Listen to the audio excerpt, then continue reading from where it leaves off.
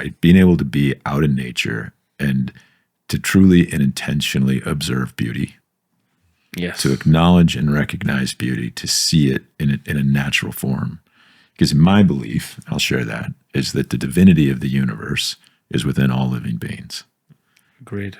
And if you can, when I find and see beauty in nature, that is a reflection of the beauty and the light within me and what that is. And in that moment of surrender, I can be found.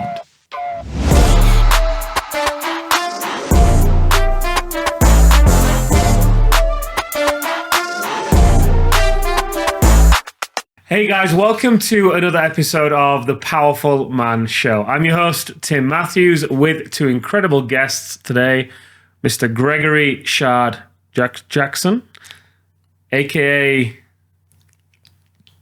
Dynamite. There we go. And Mr. Derek Drake, aka The Redwood. There we go. Yeah. I love the energy, you guys. So let's talk about feeling lost. Not that you guys can relate to that. Not that I can relate to that. Yeah. So We can relate to that. Tell me more. I think that's something that, it's a good topic, Tim. Yeah, tell me more. In what way can you relate? I didn't know I was lost until it was very clearly pointed out to me by the other brothers in the Rising. I was sad at that realization, but in a way it was also comforting to know that I'm not perfect. And would you like to know how I'm lost? Well, I mean, yeah, if you want to share, that's always great. And then we'll dive in a little more about what it feels like to be lost. Because I've certainly felt lost at times. Yeah. At times longer than other times. And it's tough, right? Especially if you have a business to run or a family or whatever. It can be very easy to want to keep up appearances and pretend like everything's okay, right? Because it's a really scary admission, I think, at least it was for me, to admit that you lost. Because in doing so, you also need to accept that you don't know the answer in that moment, right? Not that you'll never know, but in that moment, you don't know the answer.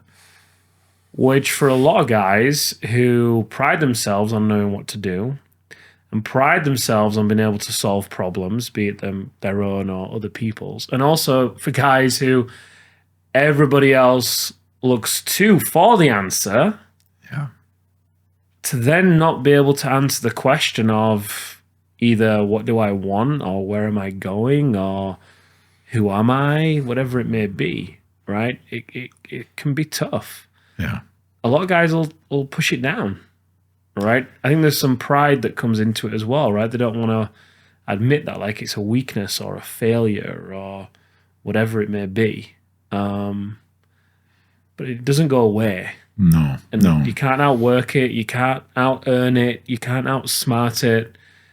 It requires you to face it and to be with it and to be, I guess, and with it. There's nothing you can do really in the moment of inquiry to, like I said, outwork it.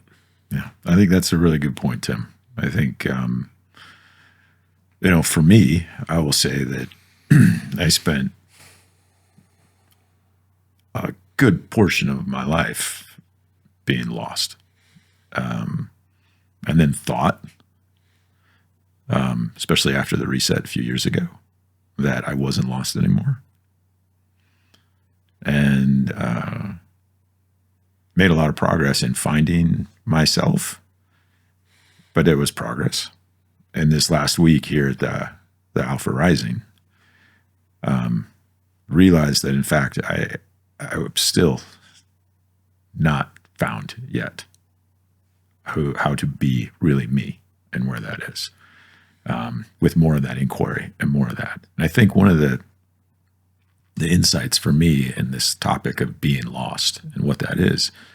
For me, it was about really living for others and losing sight of what it meant to really want to live for me and what it is, being who I really am and what that looks like.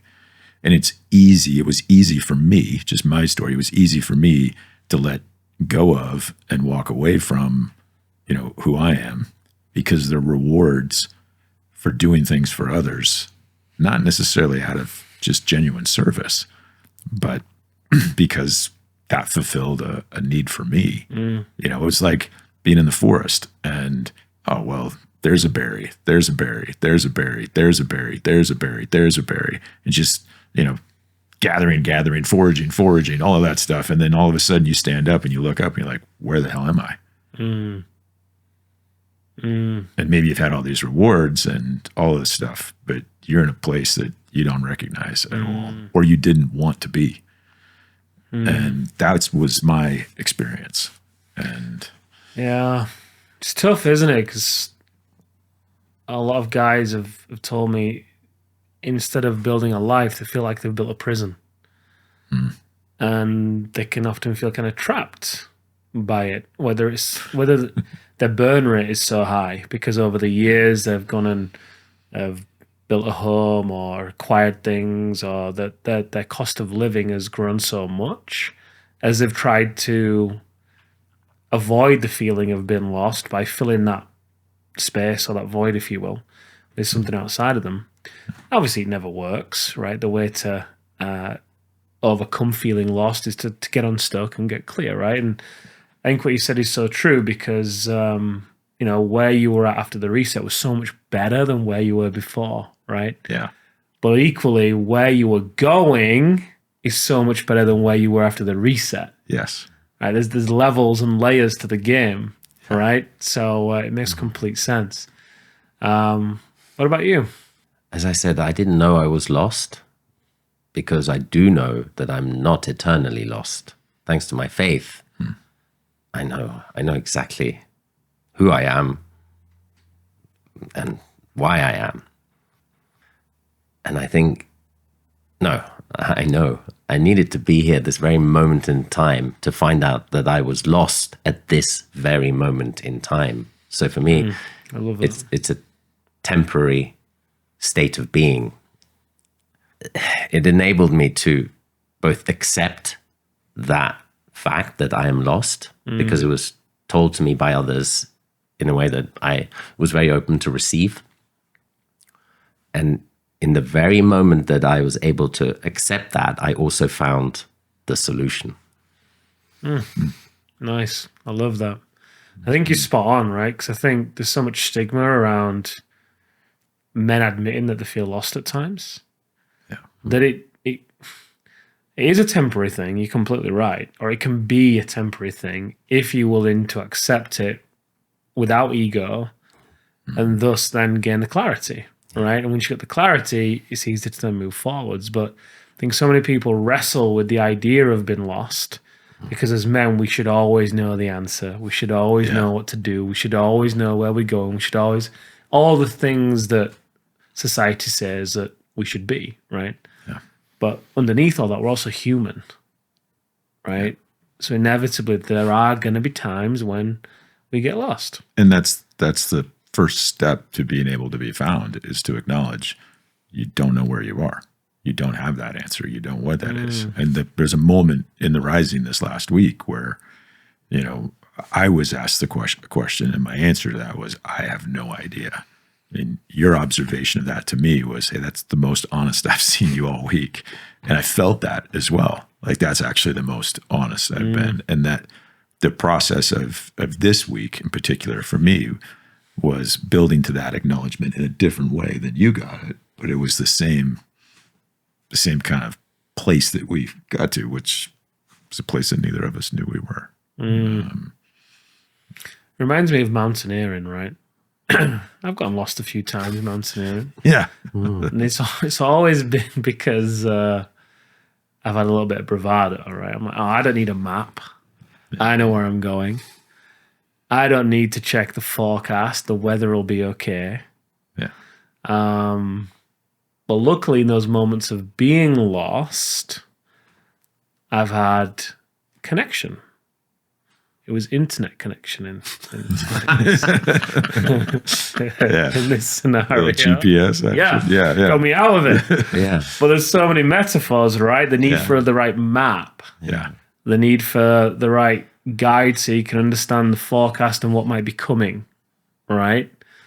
And then the need for connection too. Yeah. Because oftentimes when we're lost, we're also disconnected from ourselves and what we want, from something bigger, in my opinion, whether you call it God, the universe, whatever it may be. Yeah. Being lost and being disconnected often go hand in hand. Being lost and not having the right map often go hand in hand. Being lost and not being able to see what's coming often go hand in hand. Yeah. Luckily, I was able to get out of it. Yeah, luckily for all of us. Yeah, absolutely, absolutely. But I think there's a part of that's, at least for me, and I think a number of guys that I've witnessed and been through some of this stuff with, there's a tendency for us to look to ourselves. Okay, what is my map? What is my guide? What is my connection? What is it me? Instead of really being able to surrender a bit and go, what is beyond me that is available, that's coming to me, that can be my map? Maybe I need a new one. Maybe mine's outdated. Yeah, exactly. That can be my guide. Maybe I need a different guide or more guide or a different change. And maybe I need a different connection than what has brought me to this point to get me found again and for me to find myself. And I will say I experienced probably all three of those this week. Nice. And really looking at, great. okay, yeah, I've made progress, but I'm off track. And I think that's just something to if you find yourself in that space of trapped and that space of disconnection, and you feel like you've built a nice prison for yourself. Having one who's built some nice prisons for myself over the time, I can appreciate that. Hey guys, I just want to share something with you. I'm sure we can both agree that in order to fix something, you need to know what's broken. And not only need to know what's broken, but a step-by-step methodology on how you can fix it. That's the easiest way to do it, right? Otherwise, you're going to be toiling with things. That's why I created a free training, a training that not only shows you how you got to where you are, where your relationship is missing that love, respect, admiration, and even intimacy that it used to have, to how you get it back. How do you retain that where your wife's looking at you the same way she used to look at you when she said, I do? I don't know about you, but for me, when my wife looks at me like I'm her man, that I feel like I can conquer the world. And I want that for you. Simply go over to thepowerfulman.com/scales. That's thepowerfulman.com/scales. And I have a free video training for you. You can just click play and see if this resonates for you. Now back to the podcast. Then you maybe take a look at those elements. It's a good analogy. What's guiding you? What's your map, right? Who are you? Who do you have on this with you that's helping chart that territory? And does that really connect in your heart and what that looks like, and the connection that can get you there? Open yourselves up to it. Because my guess is if you're not my guess, I know that if you're in that space, the energy of the universe, your faith, God, your movement, the men here, they're there for you to help that happen. You just need to open yourself up and receive that. I needed to do that, open myself up and receive that. And there's a very reason for why you are in that state of loss in that very moment, because it's a time to shift and look inwards. And for me, it was highlighting the very reason why I was lost, my strength, my resilience, that I can do this on my own, and equally highlighting my strength that as I'm strong, I can also lead others and attract others. And that was my solution. And we all got to see that this week, which was beautiful inspiration for all of us, and a beautiful digestion for all of us. This as well, as you took lead in the kitchen and worked with the team and orchestrated some amazing gifts for all of us. I think faith is a really important piece in not being lost. Yeah. I can remember before I started TPM. So back then, as you guys know, I'd built one of the UK's fastest growing fitness franchises within its niche. But I just felt this pull. I mean, you guys will resonate, Gary. Yeah. I felt this pull for something more. Yeah. I wanted to impact people in a bigger way. I just had this itch that I was trying to scratch. So I'd set up the business that it didn't need me. And I just sat in this space of surrender, really. Spent a lot of time in nature and just ask the questions. And I never felt lost because although I didn't know what was coming, I didn't know what it looked like, I also kind of knew that something was coming. Yeah. And I felt deeply connected, actually, both to myself and to the universe, or whatever you want to call it. I was super inspired.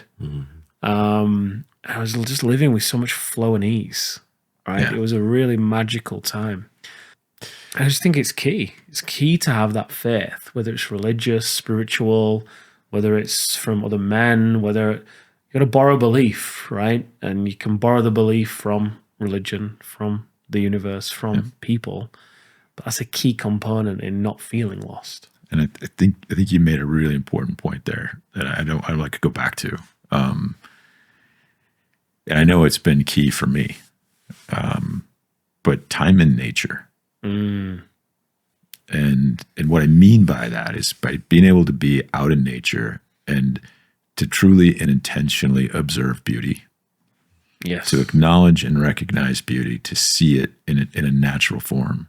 Because my belief, I'll share that, is that the divinity of the universe is within all living beings. Agreed. And if you can, when I find and see beauty in nature, that is a reflection of the beauty and the light within me and what that is.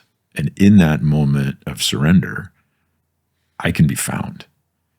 And much like we were talking even in our last topic and podcast, it's about, a permission, giving permission. Sometimes in that state of being lost, it's just allowing yourself to be found and surrendering to that. And I say my experience here this week and acknowledging that I'm not as found as I thought I was. What came out in my King's Court last night was like, wow, the next step for me is actually what I've been dreaming about, but wasn't giving myself permission to really open up and explore. And so I think a big part of that for this week was a bunch of the time in nature and the observation and the acknowledgement of that. But I think that's if you're feeling that, if you're a guy who's like, yeah, this sense of being lost, being detached, not knowing what to do, to spend some time intentionally in a forest, in the mountains, with yourself, observe beauty, feel the beauty within your heart, within your body. I'll admit I'm a bit of a hippie, but I would invite you into that in a big way. And if you need a forest or you need a place, give me a buzz. We'll work something out. But I think that's something I would encourage guys to do for sure. That resonates so much with me because the way you've just described that, I see it in exactly the same way, but using completely different words. What are those words, Greg? The beauty in us is the imperfection, but the truth is that it is perfect. Yeah. So we are perfect in our imperfections. When we accept our weaknesses, we can love them. We can love ourselves. And we see that in nature all the time. Broken twigs. Yeah. They're imperfect, but they work. They then have a use for us. The time in nature is seeing creation in all its perfection and imperfection at the same time, And that's how we are as well. And I think, and that's a really good point. Being able to accept those emotions that you're feeling right now, that to give you that sense of being trapped and engaged. Maybe that's anger, maybe it's shame, maybe it's some guilt, maybe it's some rage, maybe it's, and being able to look at those and give compassion to yourself for what you're feeling in those moments. And lean into that compassion. Yeah. It's all valid. Accept what that is. And then once you can give them compassion and what that looks like, then you can take responsibility for where you're at. And that responsibility, I think, can give you the permission to say, okay, I want to be found now. And what does that look like? But I think instead of being hard on yourself or being, at least I have been when I'm feeling those things, I shouldn't feel this way. What's wrong with me? I'm stupid. Look at what I should know the answer. Yeah. Give compassion to yourself for those feelings. So easy in those moments as well for people to then want to drink more alcohol or just lots of forms of sedation, because and it could be work, it could be food, could be alcohol, could be porn, could be social media, could be whatever. There's lots of different ways people sedate. But if you resist the urge to do that, I mean, going back to your point with nature, there's a lot of science now proving the beneficial nature of nature. Yep. Whether it's through grounding, whether it's through I won't go into it all, but there's a lot of science. Another podcast on that one. There's a lot of science, right? And there's a reason why there's a lot of, in movies or documentaries, it's commonplace. In certain ones, you'll see people stressed out in the city. They'll leave the city to go on vacation to maybe a retreat that's in nature, that's steeped in nature, right? And I love it. When Milo and I were living remotely, we went to this beach on one of the Greek islands, and there was no Wi-Fi, which was perfect. But the sign said, there's no Wi-Fi here, but you'll find a better connection than anywhere else. Nice. And I just loved it, all right? Because you're forced to just be with each other. Yeah. And point being is when you're able to feel connected, both to something bigger, to yourself, to each other, in my experience, that often accompanies a great deal of gratitude. And when I feel good, and I feel grateful, and I feel connected, and I feel present ultimately as well, it's very difficult to also feel lost at the same time. Yeah.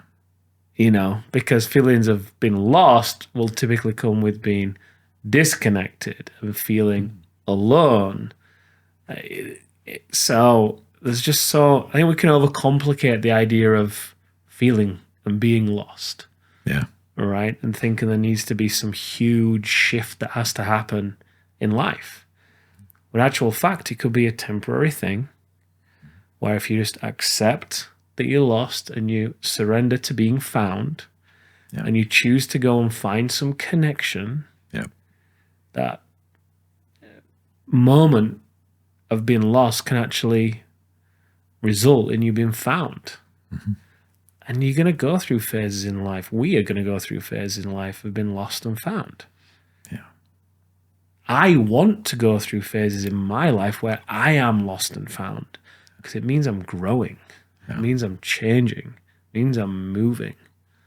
Right? I think that's a beautiful point, because there's, especially as oftentimes the men we are in those moments, achieving, driving, going to make this happen, going to do this, take the bull by the horns, whatever analogies you want to put to it.